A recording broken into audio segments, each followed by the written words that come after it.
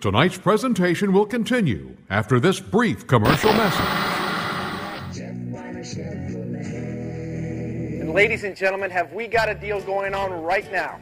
Just like our jingle, we do sell cars like eggs out here at Jeff Wyler Chevrolet in the beautiful countryside in Batavia, Ohio.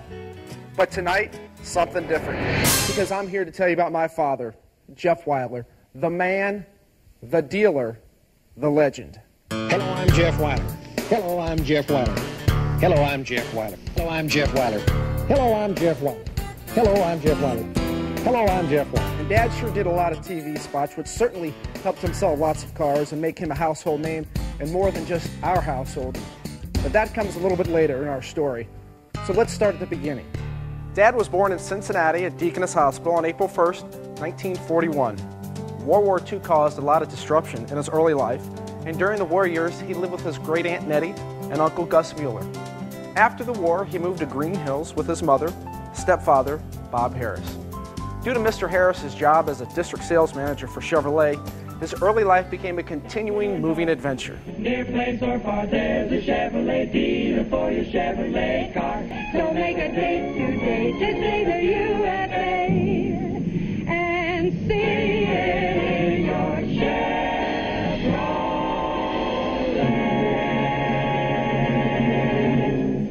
For the next 12 years, the family moved in Ohio to Green Hills, Bellefontaine, and Urbana, then off to Phoenix, Arizona, Albuquerque, New Mexico, and finally, El Paso, Texas, where he actually was able to attend the same school until graduation.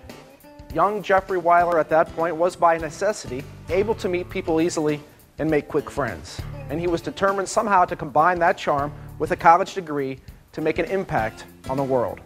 After a brief stint in the Army Reserves, Dad came back to Cincinnati to begin his business career and to start college. His college career had few starts and stops as he was constantly running out of money. He was able to afford exactly 1 quarter at Ohio State University before he moved back with his mother and stepfather in Colorado to take a try at Northeastern Junior College. That lasted 3 quarters. He moved back to Cincinnati and enrolled into the University of Cincinnati. And to save money, he lived at the L.B. Harrison Club so he could afford tuition and living expenses. He worked at anything he could fit into his schedule around morning classes, life insurance investigations, an accounts receivable clerk for a trucking company, relief desk clerk at the Fountain Square Hotel.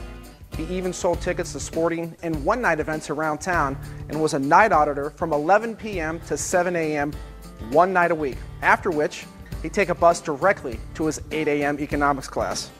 Not exactly a formula for an A in that class, but he passed and eventually graduated with a finance degree in 1965. Instead of taking a job with Smith Barney on Wall Street, he took a job with Chevrolet because they'd pay him $25 more a month. He was off and running the same track as his stepfather. He was able to stay in Cincinnati and sell event tickets to supplement his income. It was a busy time with regular promotions from sales trainee to the zone office to district manager that took him to many dealerships throughout the tri-state region. Another promotion in a little over a year led to the decision to move out on his own, and he took over as general manager for a dealership that he had never worked with before. That proved very soon to be a bad decision. Or as my dad put it, the man only lied when his lips moved. At that point, fate stepped in, and a dealership in Batavia, Ohio became available. Carl Norris and an old boss from Chevrolet provided some financial help. And at the age of 32, Jeff Wyler opened his Chevrolet dealership on November 1st, 1973. And this is Rick Kincaid.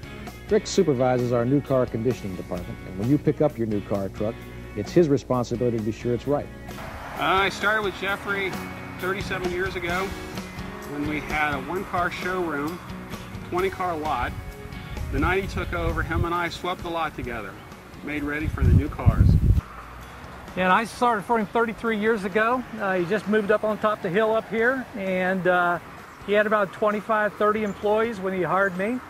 And it was just something about Jeff that I just was won over for the first time I talked to him. With a newly painted building, 6 service bays, 20 parking spaces, and a large inventory of cars that got 9 miles to the gallon, he was in perfect position for the air oil crisis that hit the United States.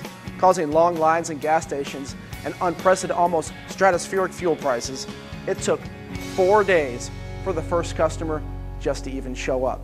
Well, somebody up there really liked Jeff Wyler, because in January, a former neighbor, Lou Rainoni, who just happened to be the production manager at WLWT, stopped by looking for a new car and happened to ask the question, "Why aren't you advertising on TV?" You see, Dad couldn't advertise in the Cincinnati newspaper because he wasn't in Hamilton County. Radio, TV, no problem. As they say, history was made. Cars like eggs, but station wagons like eggs. Eggs like eggs. Eggs. Eggs. Eggs. Eggs. Eggs. Eggs like eggs are cheaper in the country. In the country at Jeff Wyler Chevrolet. Within a month, even a guy who'd slept through much of his economics class could tell that his sales were climbing. Growth followed the sales increases, and he bought out his original backers in short order and added dealerships.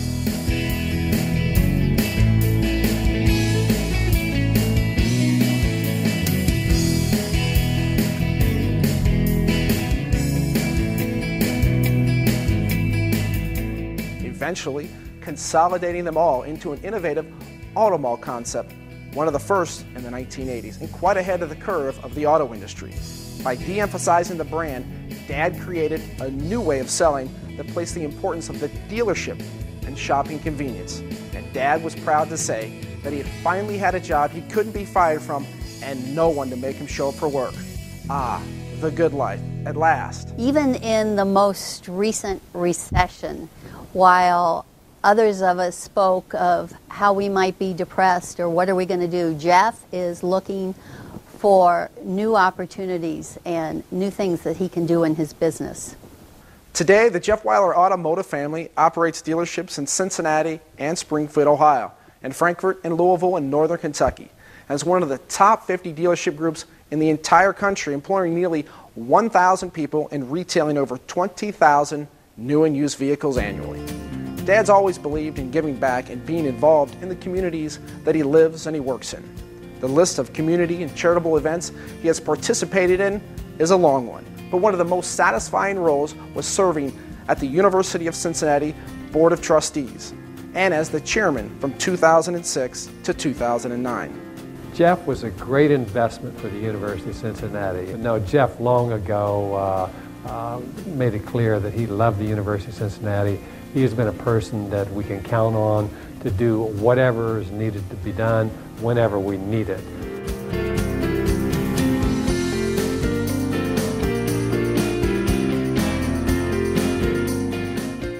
Jeff Wyler, my dad, made it on his own and he did it his way. From the entire family, wife Linda, Julie, James, Jessica, and myself, as well as the 6 grandchildren, we just wanted to say how proud we are of you and welcome to the Business Hall of Fame.